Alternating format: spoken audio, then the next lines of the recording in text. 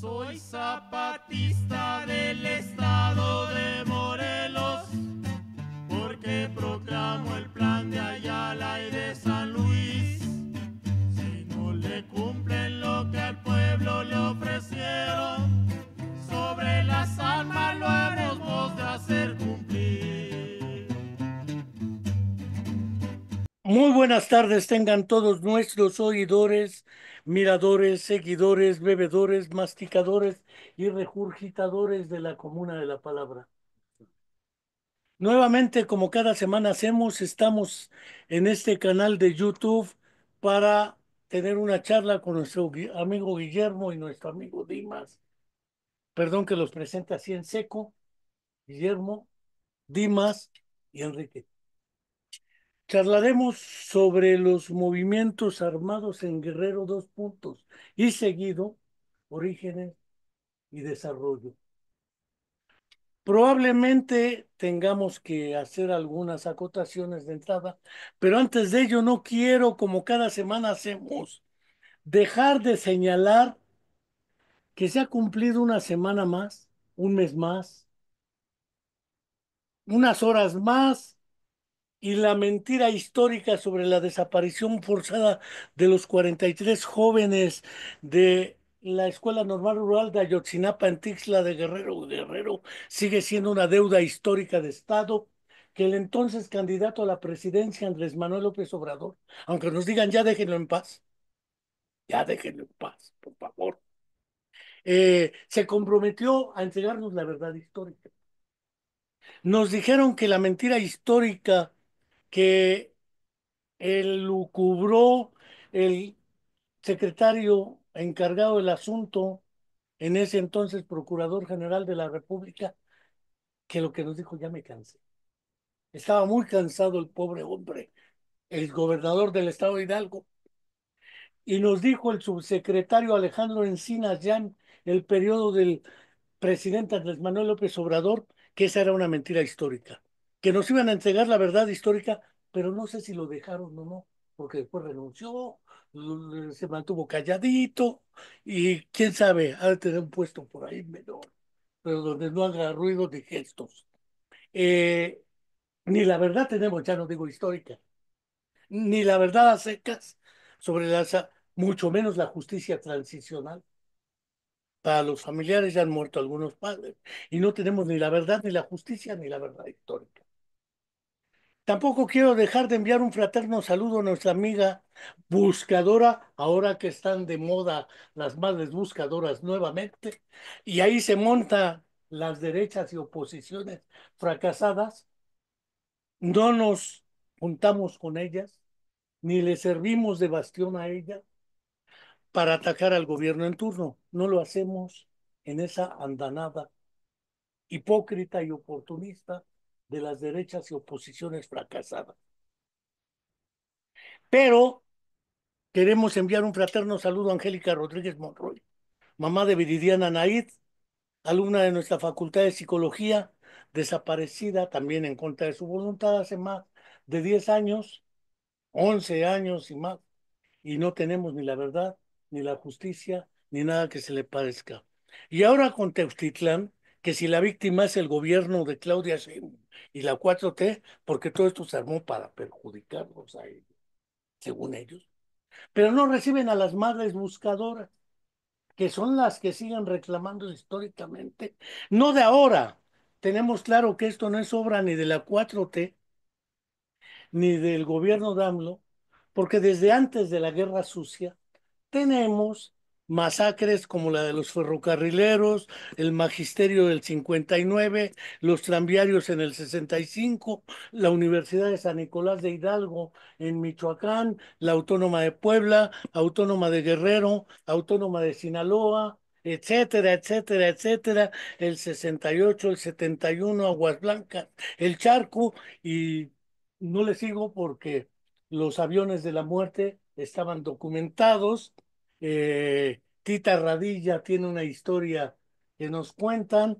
El buen voy a decir escritor, aunque era mucho más que eso. Carlos Montemayor ha documentado amplia y profundamente la historia de los movimientos armados en México, entre otros más, ¿sí? Castellanos, al mismo Bartra, no Roger, sino el otro Bartra, han documentado en Guerrero Bronco, en, por ejemplo, de aquí estoy viendo el de la historia del Partido de los Pobres, estoy viendo también la guerra en el paraíso, las armas del alba, y le paro, si no, ¿para qué los invito a ellos? Si no los voy a dejar hablar.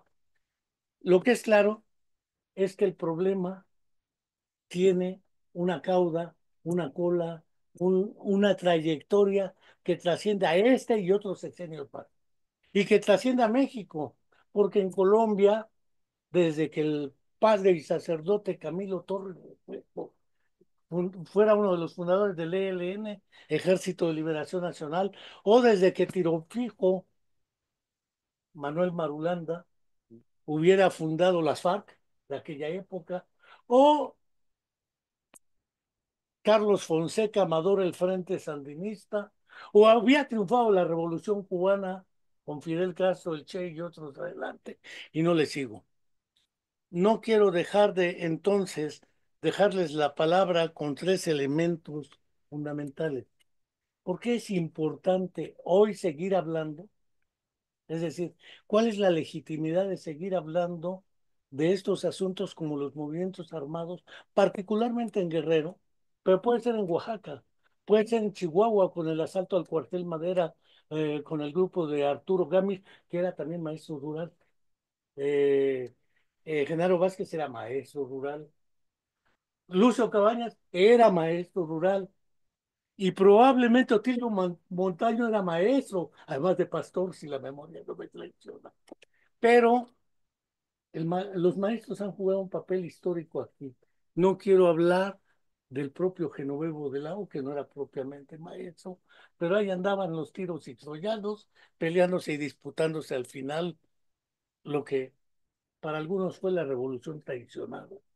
Para otros fue interrumpida, aunque seguida por Cárdenas, dudosa la reflexión, y luego seguida por la 4T, más dudosa todavía la reflexión, o discutible por lo menos.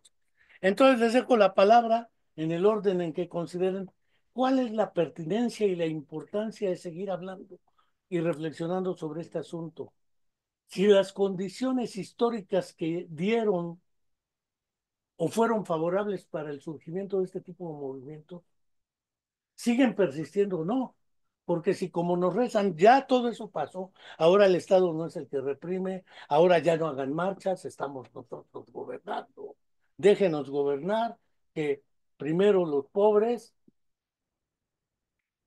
cero hambre, dijera Lula, y cierro mi boca. Tan, tan. Muchas gracias y adelante. Sí, bueno, mi nombre es Arturo Dimas González. Venimos de la región oriente del estado de Morelos, específicamente del municipio de Temuac, donde en otros años también ocurrieron y sucedieron movimientos sociales allá en la época de los años 70.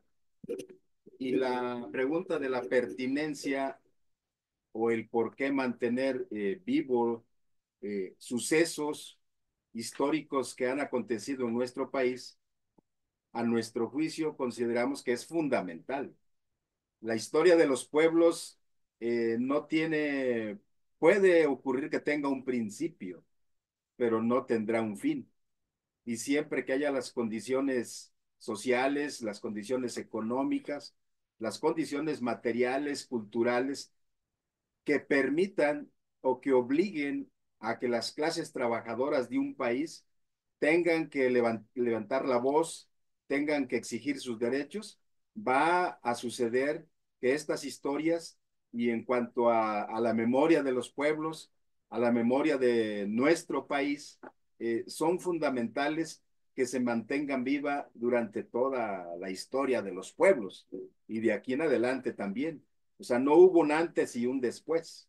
Los movimientos armados en Guerrero representan la continuidad de la historia y la lucha de los pueblos y en este caso, en el caso de Guerrero, más la clase trabajadora campesina, fue la que tuvo que levantar la voz, organizarse para la defensa de sus derechos.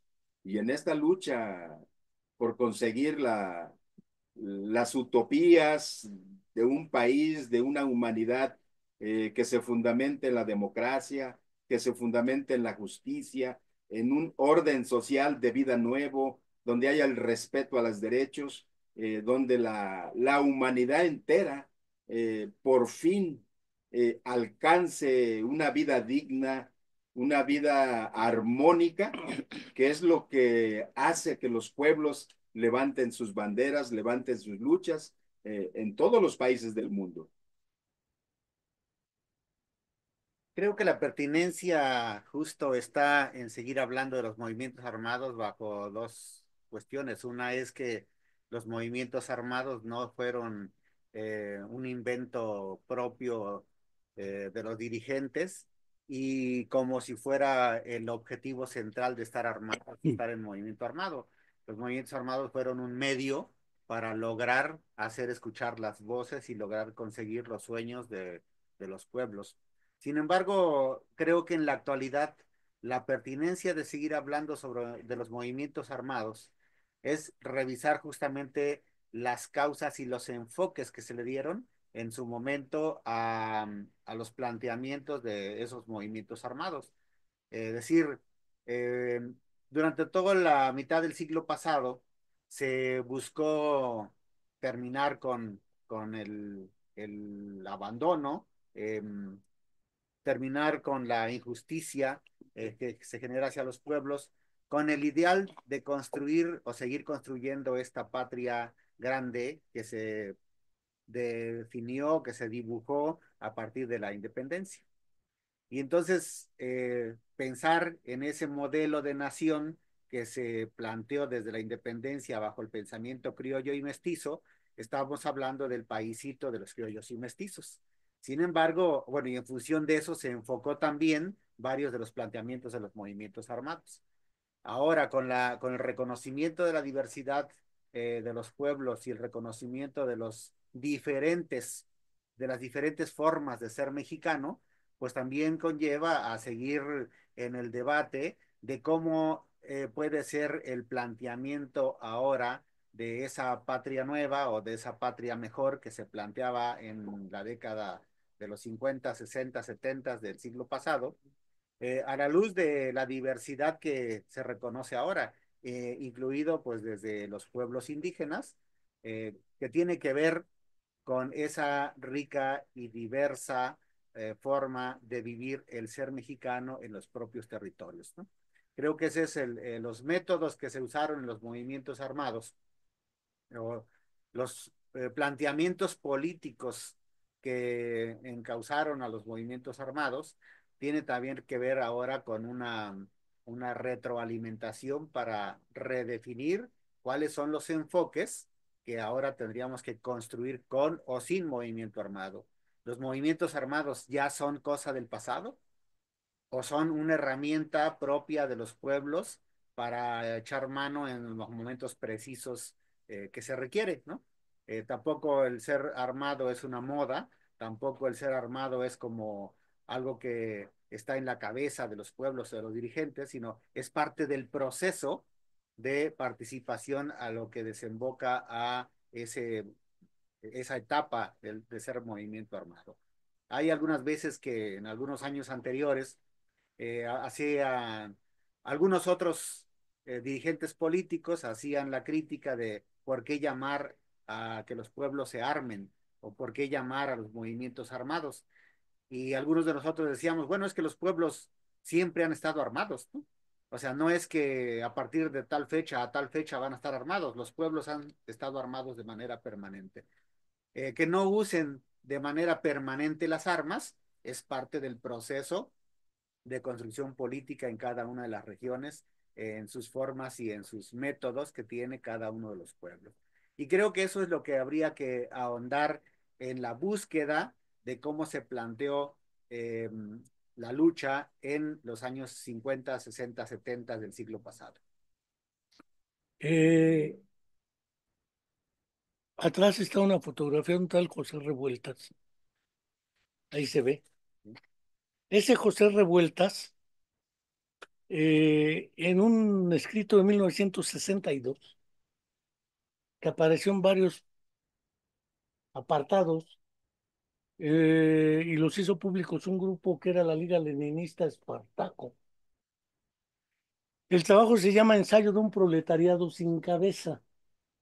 En ese trabajo, el tal Revueltas plantea que el proletariado vaga con una cabeza, no que no tenga cabeza, sino que la cabeza que tiene no es la suya, es la de otros intereses que se han impuesto sobre su cuerpo para mantener ciertas relaciones de dominio-subordinación que no han sido superadas.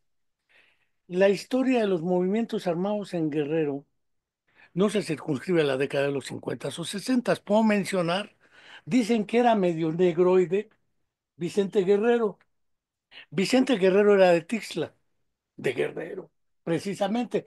En Guerrero Bronco se analiza esto de los de Atoyac, de Álvarez, Huitzuco, de los Figueroa, eh, Ayutla, de los Libres, esa, como que Acapulco, de Juárez, aunque no tiene nada que ver con Acapulco, pero puede ser Tecpan de Galeana, Chilpancingo de los Bravo, y parece ser que alguna vez un rector de la Universidad de Guerrero, en un evento en el que me tocó participar en la Cámara de Diputados, dijo: ven las letras de oro que están atrás, la mitad son guerrerenses y vienen desde la independencia. No solo mencioné el periodo de la independencia, Juan Álvarez, ¿sí?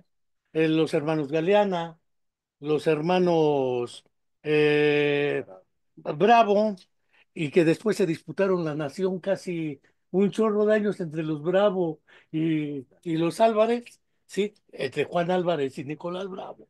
Es parte de la historia de la llegada al poder. Pasó en Nicaragua, tiraron a Somoza y después lo que sigue ya quién sabe si era lo que buscaban, pero salvan los pleitos. Desde allá viene, era guerrillero Vicente Guerrero, aunque no es catalogado de guerrillero, es héroe de la patria, insurgente.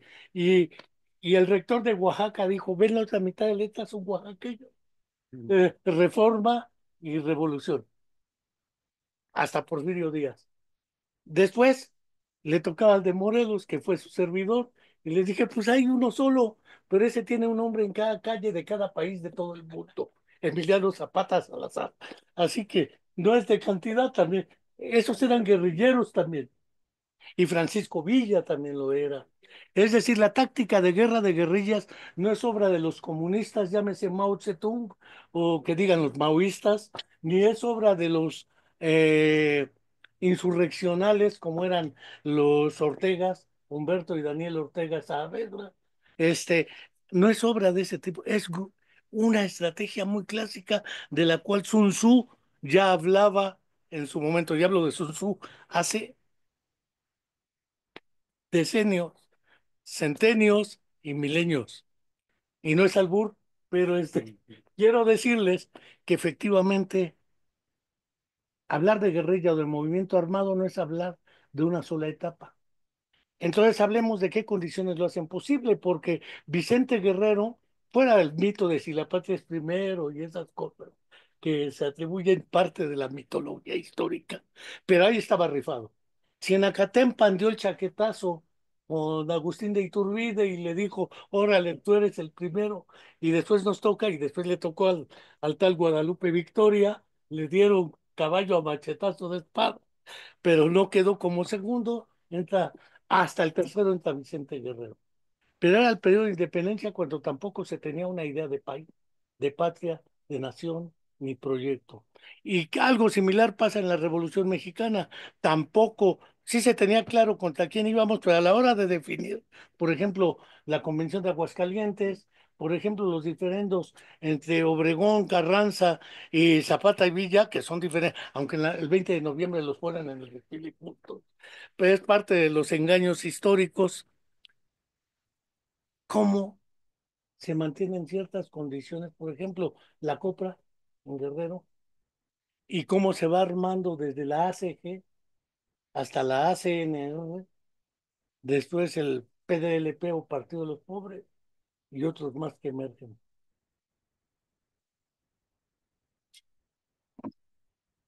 Sí, eh, pues en el caso de el movimiento armado que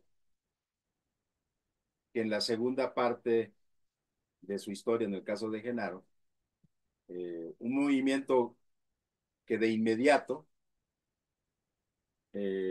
no es el planteamiento en un principio.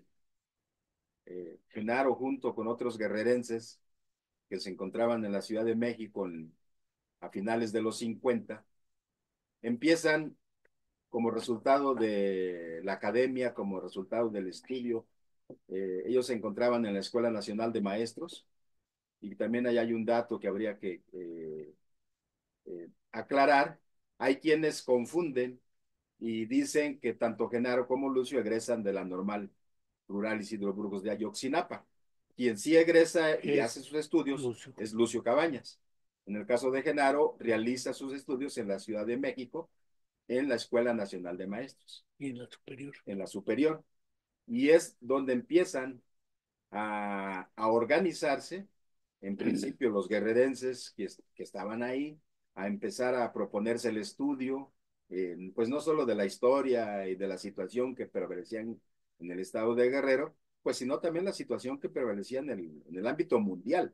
Sí, estaba culminando la Segunda Guerra Mundial, había triunfado la Revolución China, estaba en proceso la Revolución Vietnamita, había triunfado la Revolución Cubana, en toda América Latina se estaban desarrollando y gestando movimientos armados, estaba en proceso la experiencia del pueblo chileno con Salvador Allende por experimentar una vía pacífica de la toma del poder.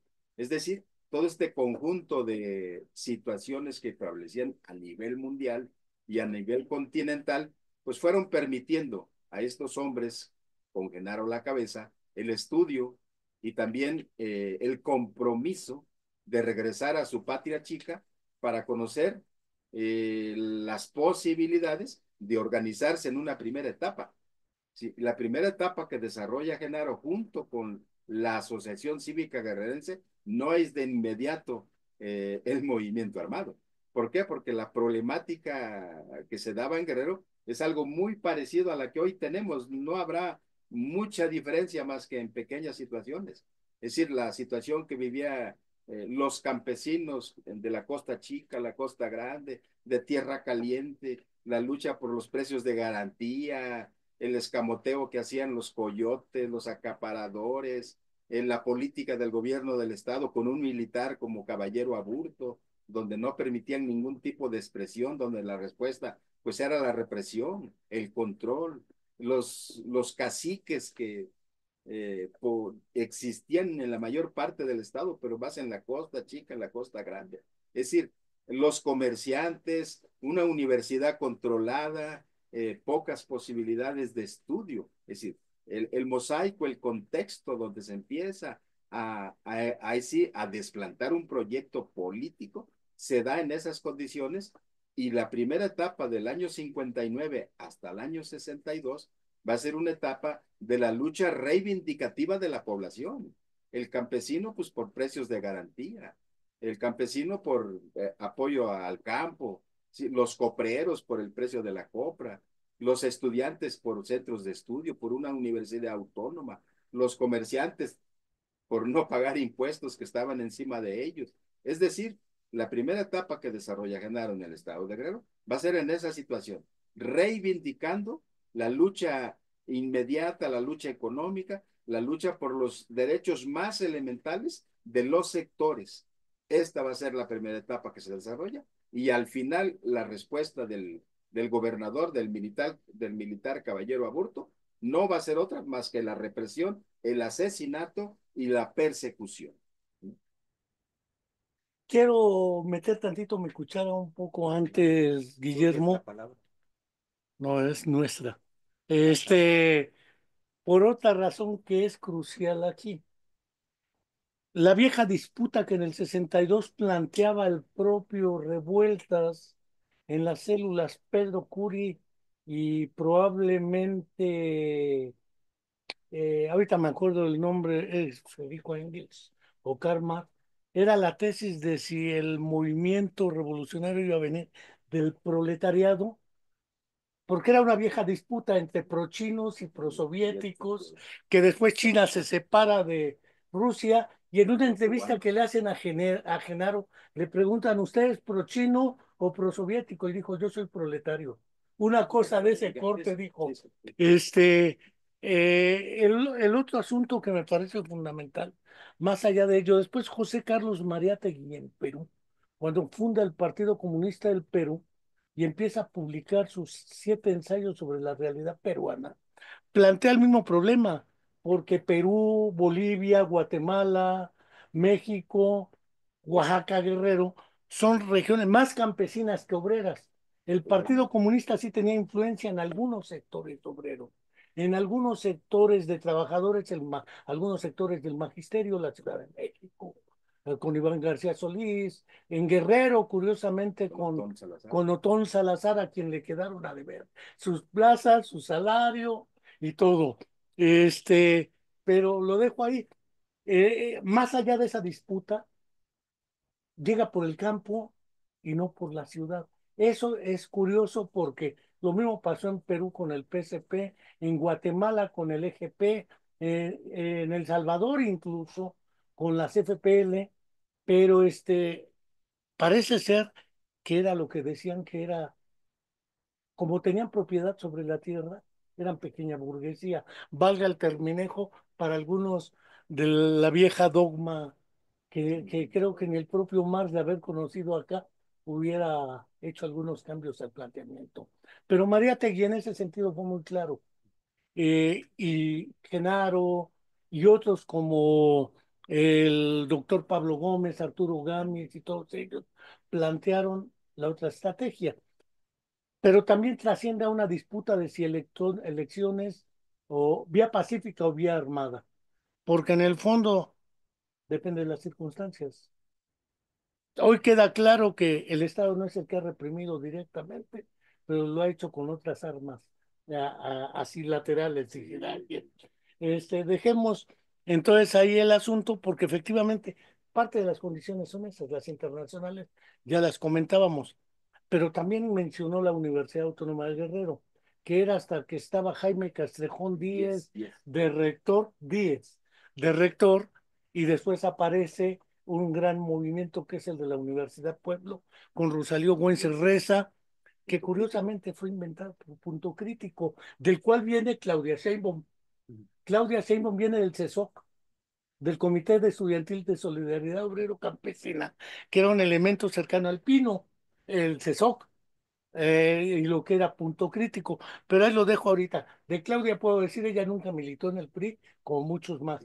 No es que sea mi gallina o mi candidata estrella, pero sí puedo decir con honestidad que ella viene limpia de esa historia añeja. No sé de otras, pero de esa sí.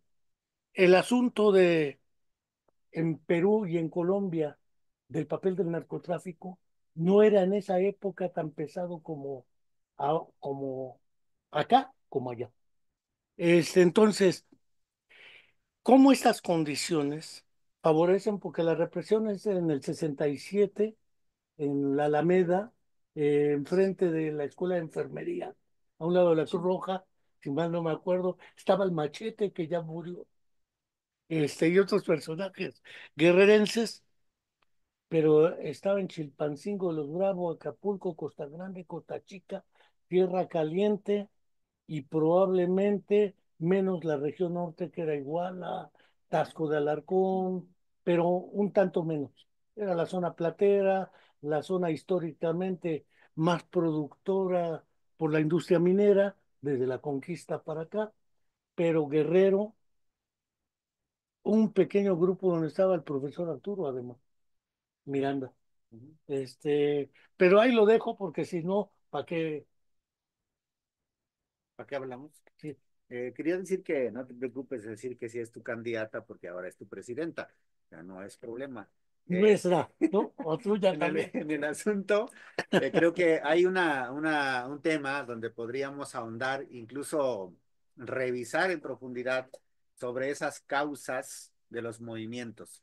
Eh, hay una diferencia en el trato que se le da a la información desde la academia y desde el análisis político, porque, por ejemplo, se sustenta en el tema de la pobreza. eh, Puntualmente en la pobreza, los análisis políticos en el caso del estado de Guerrero. Sin embargo, la pobreza ha sido compañía ancestral de los pueblos, ¿no? Y si bien la pobreza se aguanta, se sortea, se busca alternativa, es algo con lo que los pueblos siempre han convivido. Y la pobreza tiene sus asegúnes, ¿no? O sea, para quién es pobreza o cuál es el parámetro de medir la pobreza? Hoy se mide la pobreza a partir de la cultura del concreto, a partir de la cultura de la urbanización, ¿no? Incluso estandarizadamente en América Latina, la pobreza se mide a partir de los pisos de cemento que tienen las casas, ¿no? O el agua entubada que tienes en los domicilios, O la lengua que hablas. o la lengua que hablas, ¿no? Y son elementos que los pueblos y las comunidades en sus territorios han tenido de manera permanente. Pero ¿cuál es el otro elemento? El elemento que se ha buscado y se ha sustentado en todo el discurso político es fundamentalmente el abuso, la humillación, la injusticia, la discriminación, el racismo, el clasismo con que se trata a los pueblos y a la gente que vive en la tierra y no en el cemento, que es un elemento que habría que profundizar.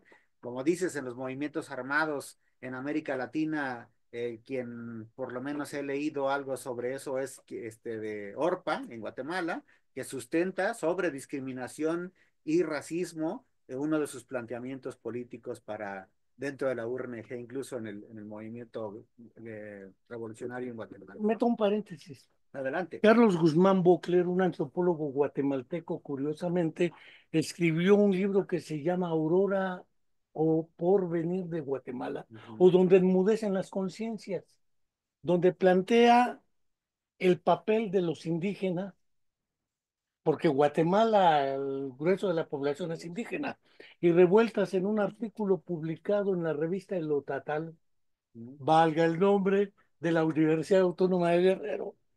Se llama Limitaciones y Posibilidades de lo Mexicano. Pues serás muy macho, pero aquí te sientas. Y señalaba que, ¿qué diferencia un guatemalteco de un mexicano o de un chapaneco y un guatemalteco? ¿Y qué hace equivalente a un tarahumara de un mame o de un chiapaneco? Y resulta que efectivamente la idea de lo nacional también tiene fronteras y connotaciones históricamente condicionadas. Cierro mi boca. Justo por eso se nos hace interesante revisar el impacto que tiene el abuso, la humillación, la discriminación, el racismo contra las personas, porque en las particularidades de los territorios y de los pueblos tienen sus propias formas de ser, pero el abuso es un elemento que permea a todos los pueblos y las comunidades, los criollos y los mestizos pobres de las regiones de incluso de Acapulco, Zihuatanejo, Chilpancingo y demás, ¿no? Es decir, hay elementos que permean hacia todos los lados, pero no hay que perder de vista el asunto del origen y el pensamiento centralista que se promueve en el país. Es decir, por ejemplo, en Guerrero se habla de las regiones, ¿no? Se habla de la región Costa Chica Montaña, región Acapulco, región Costa Grande, región Tierra Caliente, región Norte, región Centro, y se habla como regiones territoriales que no reconocen al mismo tiempo los territorios de los pueblos Su indígenas. propia diversidad. Pensemos desde Costa Chica y la montaña. Y solamente en ese sentido, por ejemplo, dicen los compañeros afros en la Costa Chica, bueno, la comunidad o el pueblo afrodescendiente, estamos más desarropados porque ni siquiera territorio, ¿no? No existimos. No existimos en los territorios. El pueblo mixteco, el pueblo Mepa o Ñomda tienen sus propios territorios, pero el pueblo afro comparte territorios con los pueblos. Con Oaxaca y con... Entonces, esos elementos que hay que reconocer, justo el movimiento armado de los años 50 con los cívicos, reconocen esa diversidad de las regiones y plantean justo en ese debate que plantea Revueltas del proletariado sin cabeza y la respuesta que da Genaro, ¿no? Genaro dice, no somos pro chinos ni pro soviéticos, sino somos pro mexicanos. Y sustenta entonces en toda la riqueza cultural política de Guerrero y del país todo el planteamiento cívico que permea desde el 59 del siglo pasado hasta la fecha, que plantea el reconocimiento de esa diversidad. Porque todavía existe la CNR, por y eso lo existe el dices. planteamiento, claro, en esa proyección que se tiene, más allá del movimiento armado como organización política. Voy a meter otra cuchara vieja. Los grandes intelectuales que Andrés Manuel López Obrador clasificó siguiendo una taxonomía del filósofo italiano Antonio Gramsci, que murió en la cárcel, quedándole a deber años de cárcel a los nazis. No el concepto de sociedad civil, porque el Marx tiene una connotación distinta, el concepto de intelectual orgánico. Los intelectuales orgánicos de esa oposición desconfigurada han venido sistemáticamente sosteniendo que los españoles llegaron a liberar de los aztecas a los otros grupos dominados, lo cual puede ser relativamente falso y cierto a la vez. ¿Qué quiero decir con esto?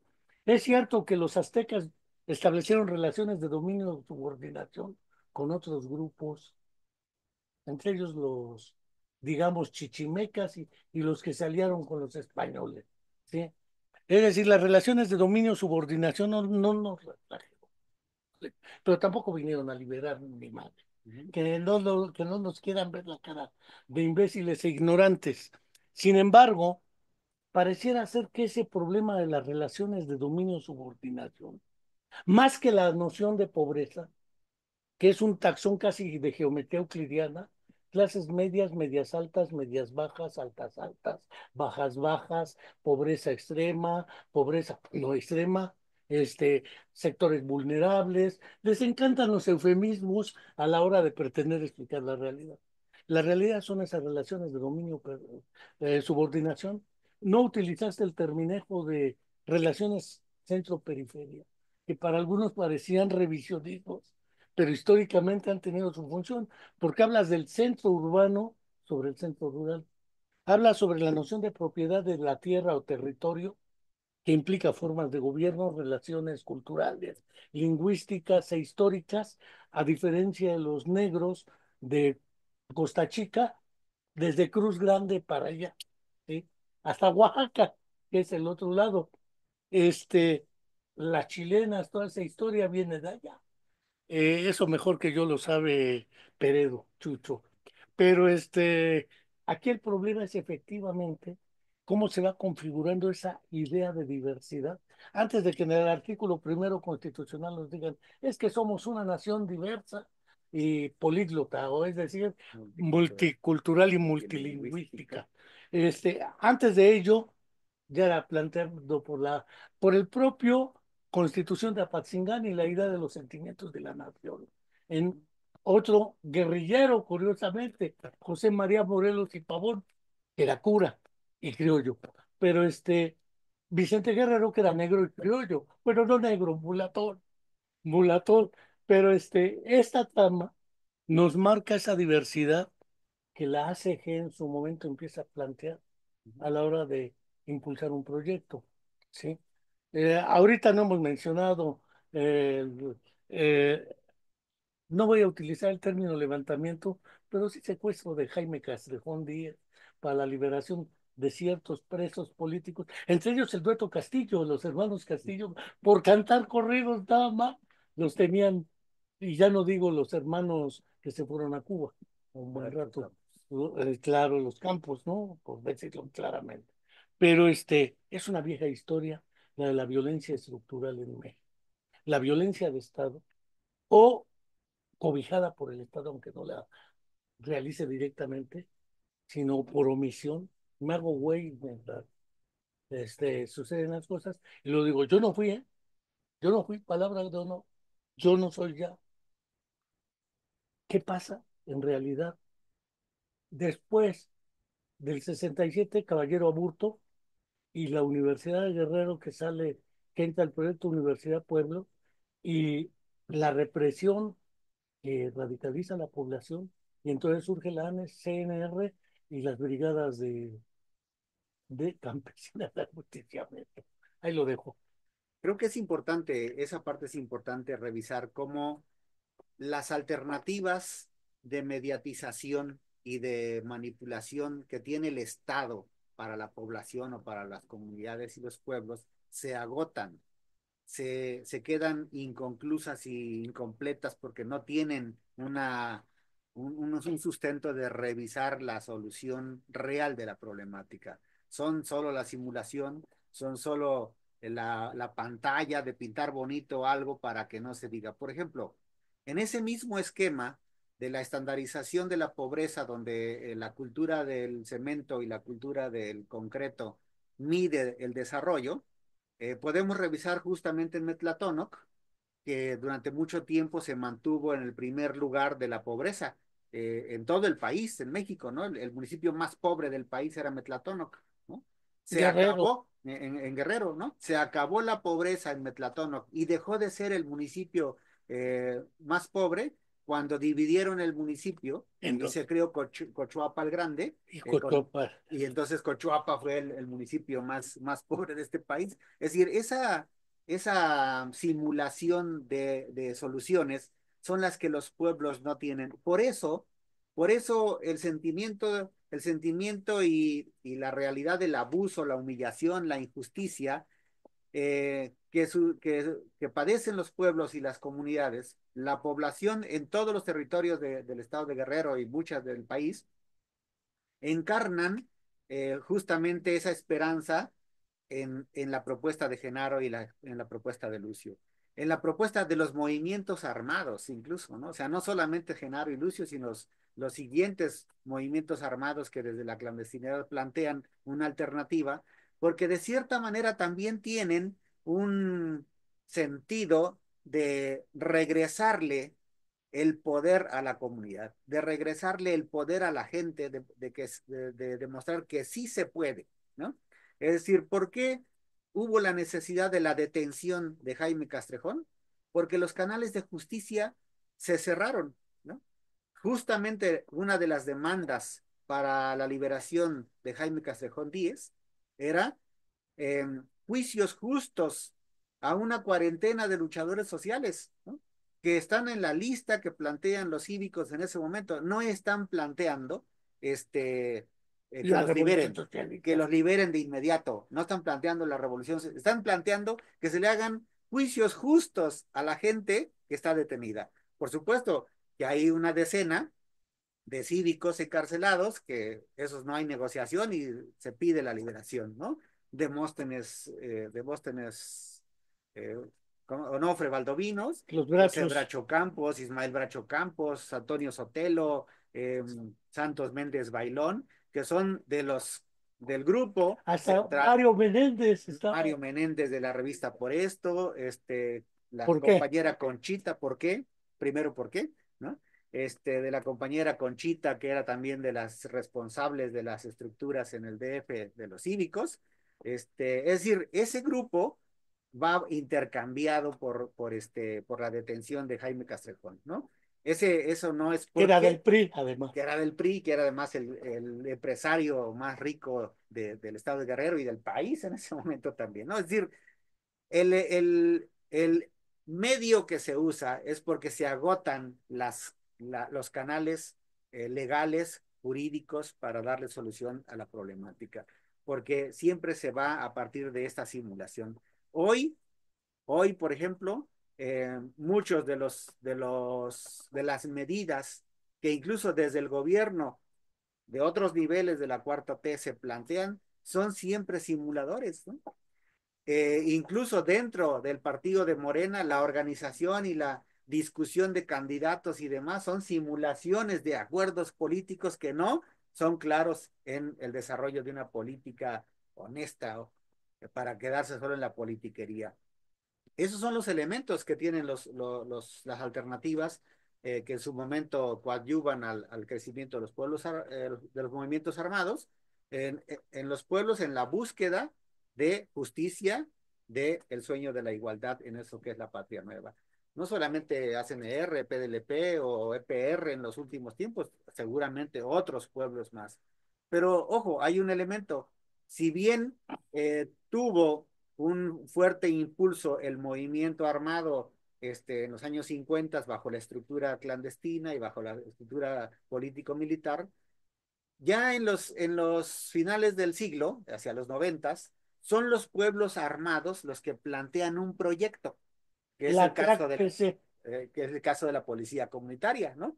Donde no están esperando a un líder guerrillero, donde no están esperando los núcleos armados ocultos, sino frente a la Asamblea General y frente al Estado, están planteando otra forma de impartir justicia. ¿Por qué la necesidad de las policías comunitarias desde las asambleas generales? Porque no hay una respuesta real del Estado para impartir justicia, a diferencia de los grupos de autodefensa, ¿no? Y habría que diferenciarlos Bueno, de el las caso de policías Cherán comunitarias, ¿no? el caso de Cherán creo que es muy peculiar, a diferencia del otro caso de la familia. ¿Usted? No, no. Bueno, en ese sentido, Por lo de los en grupos ese sentido creo que es justo la pertinencia de seguir hablando de movimientos armados, de la experiencia política, social que se generó a partir del movimiento armado, y en el caso de los cívicos al revés, ¿no? O sea, cómo el movimiento político, cómo el movimiento de transformación y de uso de los canales que el Estado ha puesto y demostrar que no son viables para el acceso a la igualdad y la justicia de los pueblos, trasciende el ser movimiento armado. Pero una de las cosas importantes del ACNR, de los cívicos, igual que las Fuerzas de Liberación Nacional, igual que otros organismos revolucionarios de este país, es justo la sabiduría que han tenido para transitar por todos los modos de lucha, ¿no? Desde la política abierta, desde la semiclandestinidad, de la clandestinidad, del movimiento armado, vuelta a la lucha política y vuelta a la movilización abierta, es decir, cómo se reconstruye y se retroalimentan las experiencias para seguir presentes en movimiento político abierto nacional. Pensemos en la crack PC. No solo San Luis Acatlán, porque San Luis Acatlán, de ahí era Genaro, y de la cárcel de ahí también se escapó. San Luis Acatlán de Genaro Vázquez Rojas, puede ser. Pues, no, porque regresaríamos a lo mismo. Pero bueno, dejémoslo ahí. La crack, que no es la PC, ojo, sí hay una diferencia nítida entre una coordinadora regional de autoridades comunitarias, o crack, y la PC, Policía Comunitaria. Hubo un conjunto de condiciones que la hicieron posible, porque no surge por obra y gracia de un cura que le habló Dios nuestro Señor y le dijo, tienes que hacer una crack o una PC, sea hasta arriba, casi hasta Tlapa de Comonfort, o sea, hasta Marquelia, ¿sí? Dejémosla ahí, pero todavía hacia el lado de la negritud había policías comunitarias. ¿Por qué? Es decir, no son movimientos armados, me queda claro, pero son pueblos que se arman para proteger a la población, protegerse. No prejuzgo errores, corrupción y una serie de cosas, ¿sí? Que aparecen o no en ciertos momentos de la historia, pero la legitimidad de su desarrollo como una alternativa para asegurar la justicia, porque no solamente era una policía, era una herramienta para hablar de la administración de la justicia y la legalidad en los pueblos y comunidades. Sean hablantes del Mixteco, del MEFA, lo que gustemos, ¿sí?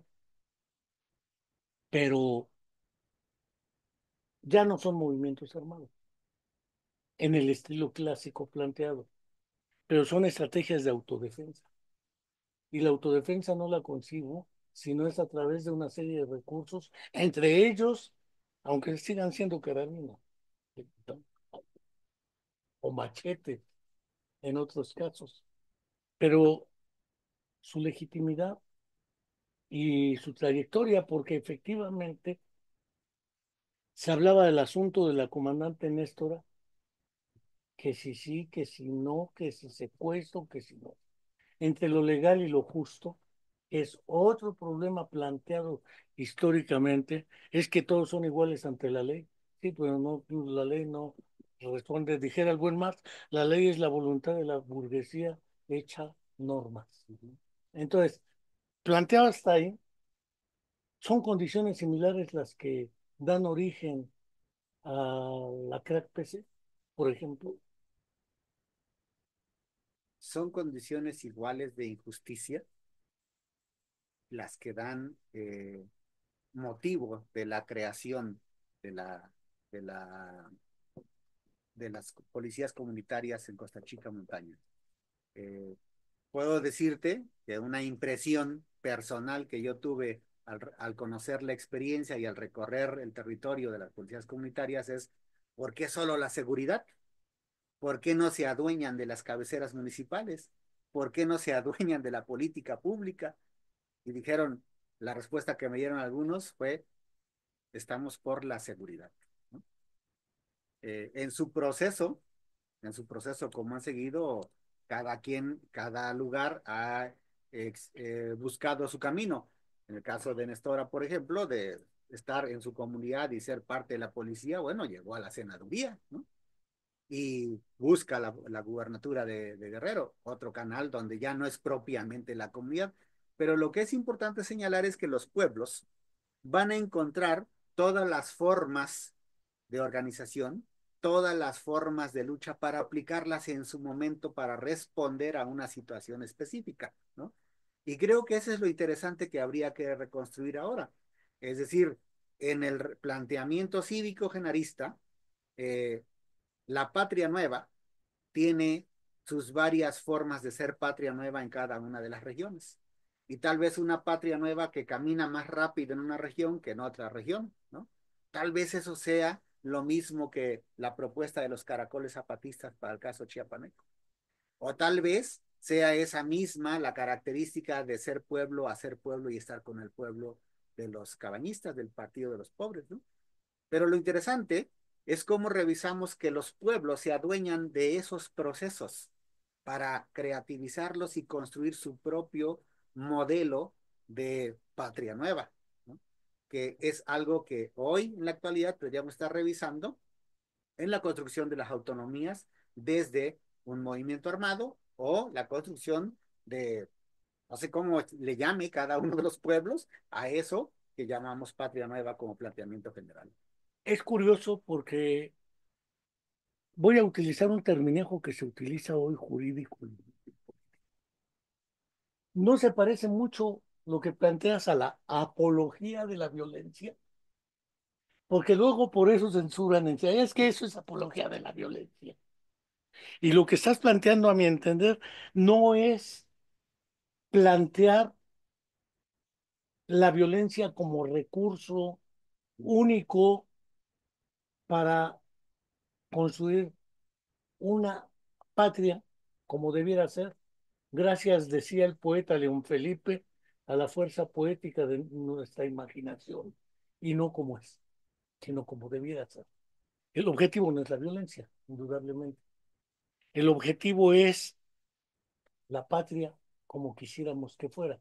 Y para ello nos servimos, o el planteamiento es servirse de los recursos que estén al alcance.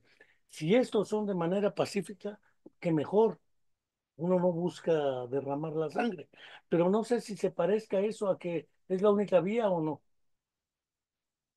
No es la única vía. Pienso que nunca ha sido la única vía.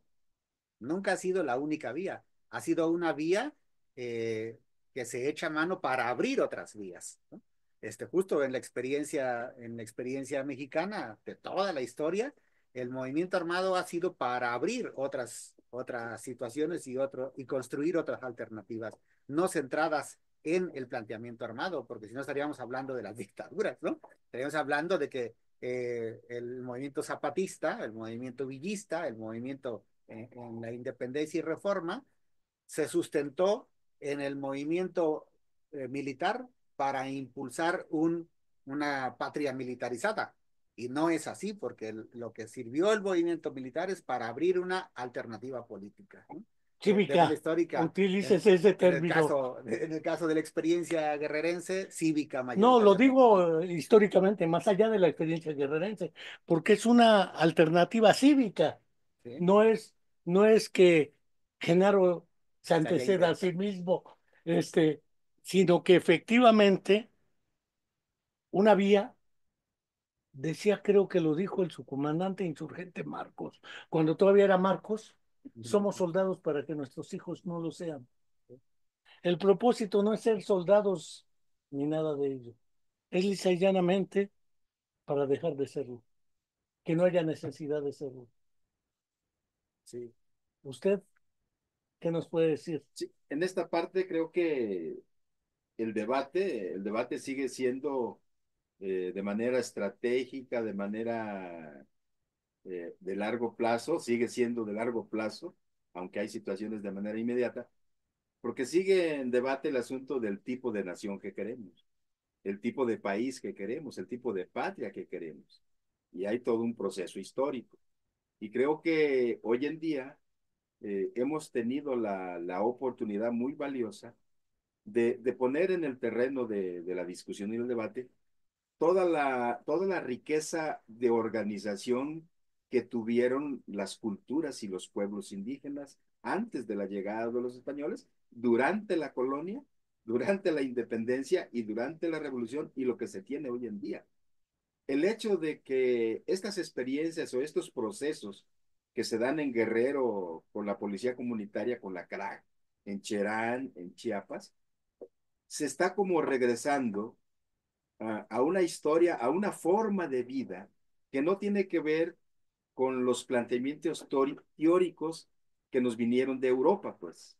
O nos casamos mucho con la cuestión teórica de estos procesos, de la revolución soviética, de la revolución china, mismo de la revolución cubana. Hoy está teniendo como mucho impacto, y lo comento esto porque en el caso de Morelos, nosotros que vivimos en aquella región del Oriente, hubo propuestas incluso en los años 70 de cómo las comunidades de manera muy complicada han logrado mantener organizaciones comunitarias que van más allá de la organización del Estado. Sí, en el caso de Morelos, en esa región, existen y existían, hoy muy difícil, pero lo que eran las rondas comunitarias, algo muy parecido a lo que se da en Guerrero. Las rondas son organizaciones de la comunidad, de los jóvenes que cumplen cierta edad y que tienen una obligación comunitaria de dar un servicio. Y es una forma de organización ahí que está, que ha permanecido y que además tiene un impacto en lo que va desarrollando la comunidad, en las fiestas, en los trabajos comunitarios, incluso en la defensa. En un tiempo, la ronda comunitaria, en el caso de Milcingo, Temuac y en todas esas comunidades, llegó a tener armas por la misma situación de violencia, la misma ronda comunitaria que se discute en una asamblea. No es un grupo reducido de intelectuales o de dirigentes que empieza a definir un proyecto político, sino que es la propia comunidad a través de su asamblea que empieza a debatir temas que uno los ve como ajenos. Yo siento que un problema que hay en México y mucho en las comunidades que la situación del aspecto político se ha dejado o a los partidos o otro tipo de organizaciones, cuando debe ser un tema muy propio de todos los días de las comunidades. Y es donde se empieza como a desarrollar, a definir pues el tipo de comunidad, si mantenemos las rondas, si mantenemos las ventenas, si mantenemos nuestra cultura, porque la presión del Estado a través de los partidos y de otro tipo de actores, incluso de religiones, es socavar, eliminar hasta donde más se pueda ese tipo de expresiones. Pero creo que esas son también, están siendo una base de otros procesos, de otras experiencias en México que tendrían mucha importancia para los tiempos actuales. Si bien ya llevamos una hora ¿Y cachito? y cachito, este, creo que hasta ahorita nos queda un conjunto de premisas que son fundamentales. La primera es que el conjunto de movimientos autoorganizados en Guerrero o en otras entidades obedece a un conjunto de condiciones que las hacen posibles y no a la voluntad de algunos líderes o caudillos. La segunda cuestión es que este conjunto de condiciones imponen una serie de necesidades que atender más allá de los partidos. No prejuzgo si, por ejemplo, Morena es más movimiento que partido, porque ahí caben todos. Todo aquel que se bautice y confirme es limpiado de sus pecados precedentes.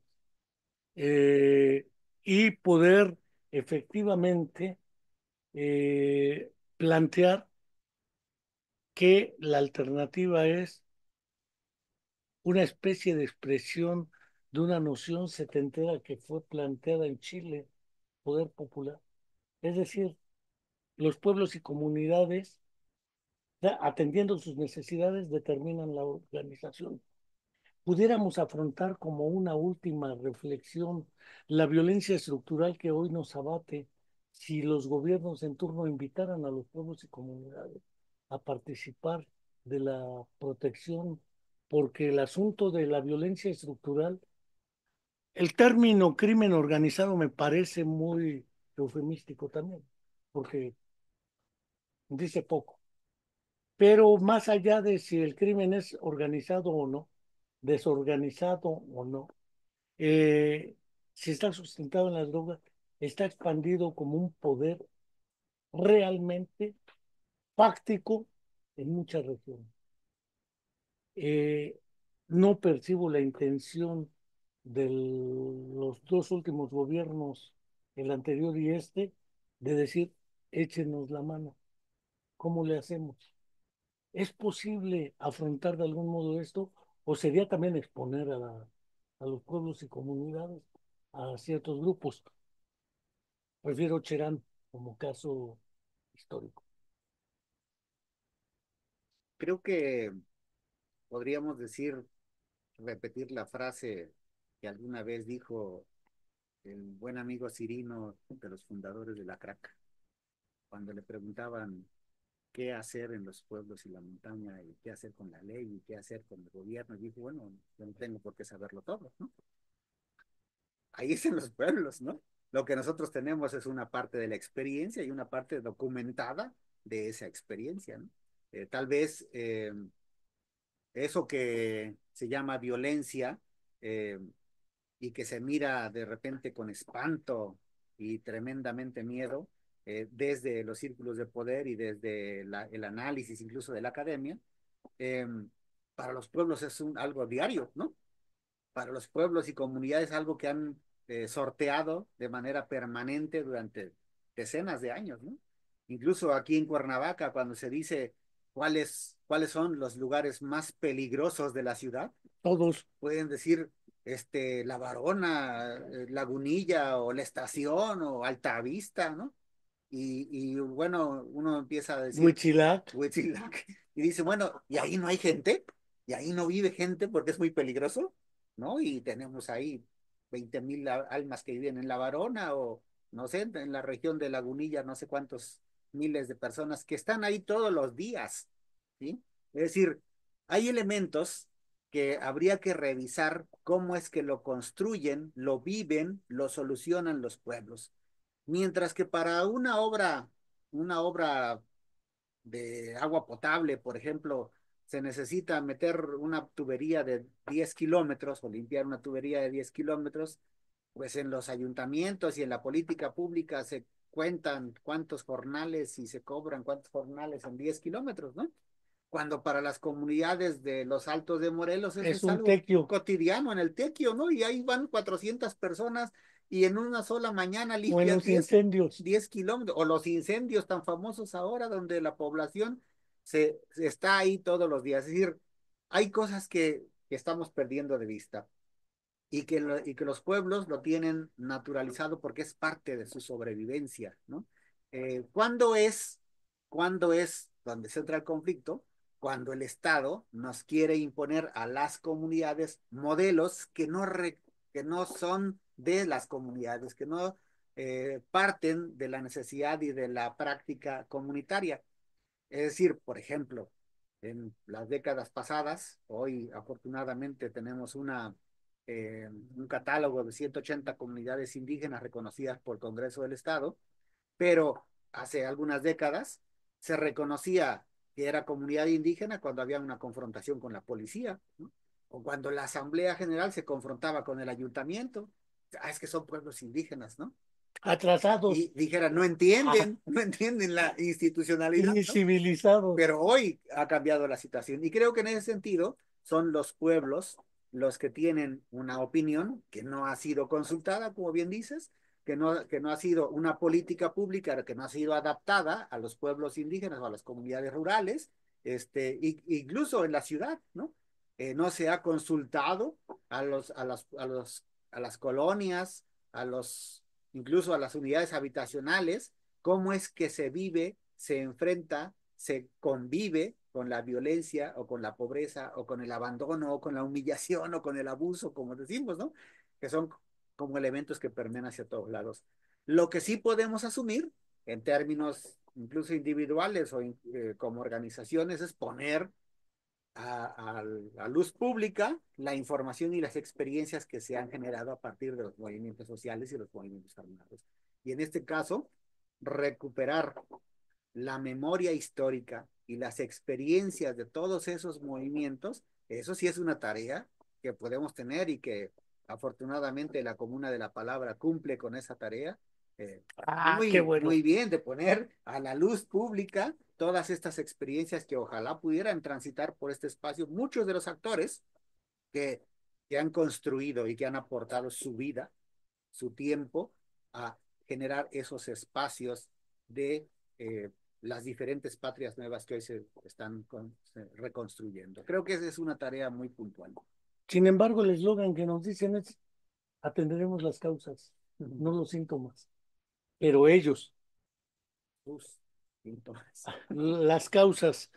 Pero no sé si quieran decir algo más para cerrar esta participación, agradecerles, porque además dices que cumplimos muy bien esa tarea. Pero Muchas gracias yo por... sí quisiera aportar algo más en este esquema de seguir abonándole a la búsqueda y al estudio de las experiencias. Pues queremos invitar a todos los que estén en sus posibilidades para el próximo 22 de abril, el lunes, digo, el martes 22 de abril, en en Iguala de la Independencia, se va a llevar a cabo una caminata histórica que las organizaciones sociales como el Movimiento Urbano Popular de Iguala o las comunidades de Tasco han estado impulsando. Es una caminata histórica que sale de la colonia Las Américas, en el norte de Iguala, y hace el recorrido histórico que hizo el primer comando armado de jóvenes audaces que sacaron a punta de balazos a su líder histórico de la cárcel de Iguala. Es el primer comando que da pauta a la cualificación del movimiento armado en el nacimiento de la ACNR, el comando que liderea en ese momento Roque Salgado Ochoa y Filiberto Solís Morales, entre otros 5 más integrantes del comando. eh, Sacan a Genaro Vázquez de la cárcel de Iguala y en la huida les tienden una emboscada en la comunidad de Icatepec, donde cae combatiendo heroicamente Roque Salgado Ochoa y Filiberto Solís. Y hoy la comunidad y las comunidades han establecido ahí un lugar donde se hace la ceremonia luctuosa y el homenaje a los caídos y el homenaje a la apertura del proceso que da origen a la ACNR. La caminata empieza a las 7 de la mañana en la colonia Las Américas, hace el recorrido similar al que hizo el comando en ese momento, y a la 1 de la tarde se recibe en la comunidad de Icatepec, en ese centro donde se hace el evento, a los caminantes, y las comunidades desarrollan un programa de homenaje y la comida que se ofrece para todos los asistentes en la comunidad de Icatepec. Eso para todos los que quieran hacer ese recorrido y revisar las condiciones en las que se dio la excarcelación de Genaro Vázquez el próximo martes 22 de abril a partir de las 7 horas. Pero el lunes 21 de abril a las 9 horas también se va a llevar a cabo un homenaje en el Panteón Municipal de Iguala a Roque Salgado Ochoa y Filiberto Solís, donde durante mucho tiempo estuvieron en una fosa común que no se reconoció, no se reconocía, hoy se ha ubicado y se recibe en ese lugar a los familiares y a las autoridades de sus comunidades donde se hace el homenaje. Y por la tarde, a las 17 horas, en el Museo de la Bandera de Iguala, del centro de Iguala, se van a entregar reconocimientos a integrantes de la ACNR o del movimiento de esa época, compañeros de Genaro Vázquez Rojas. Se van a dar esos reconocimientos. Es el homenaje que se hace en torno a este primer hecho de armas de los cívicos en Iguala Guerrero. Para todos los que estén interesados, el 21 y el 22 de abril del presente, y es una caminata que más o menos desde 1980 se viene desarrollando año con año por las colonias populares y las comunidades y el movimiento estudiantil magisterial de la UAG, Bismarck, que es producto de estas luchas cívicas. Pues ahí está la invitación para seguir abonándole a la memoria histórica. Pues bien, no quiero dejar de agradecerles. No, así decía Manuel Acuña. Pues bien, yo necesito decirte que te adoro, decirte que te quiero con todo el corazón, etcétera, etcétera. No, no dejo de agradecerles su participación en nuestro canal de YouTube, La Comuna de la Palabra. No quiero dejar de seguir invitando a suscribirse al mismo canal a quienes quieran hacerlo e invitar a otros a suscribirse porque creo que vale la pena. Son temas diversos, algunos son de historia, otros son de memoria histórica, dijera el buen Guillermo, otros son de ciencia, filosofía, música, cine, poesía, etcétera, de todo lo que se pueda. Hasta la próxima y muchas gracias.